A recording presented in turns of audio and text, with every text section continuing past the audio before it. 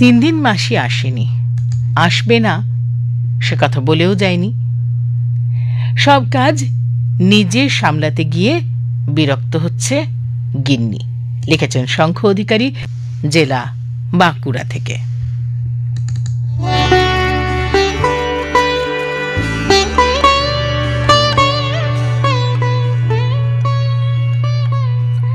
এ সময় 1 কাপ চায়ের জন্য ফরমাশ করব ভাবছি, ঠিক সেই সময় বেল বাজল।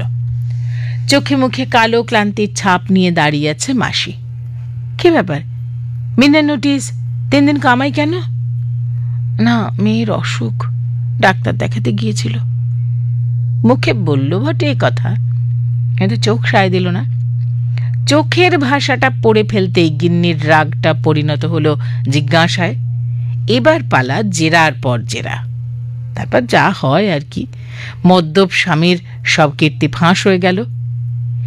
এই চোখের ভাষা বুঝতে পারার জন্য গিন্নিদের বোধহয় আলাদা কোনো অর্গান আছে, না হলে এই বিষয়ে এত দড় হয় কি করে? টিভিতে নেতাদের ভাষণ এলেই বলতে শুরু করে, এ লোকটা যা বিশ্বাস করে তা কিন্তু বলছে না। এসব কি করে বুঝে কে জানে? গল্প করতে করতে একদিন বলল, চাকরির পরীক্ষার ইন্টারভিউয়ার হয়ে একবার বর্ধমান যেতে হয়েছিল। একজন প্রার্থীকে জিজ্ঞাসা করতে হয়েছিল, তোমার হবি কি?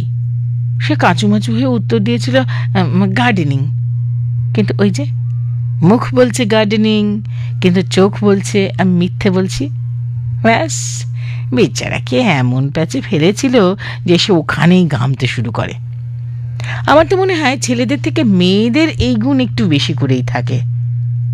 কিন্তু কখনো কখনো এমনভাবে পরিস্থিতি পাল্টে যায় যে কোনো অনুভবই আর কাজ করে না।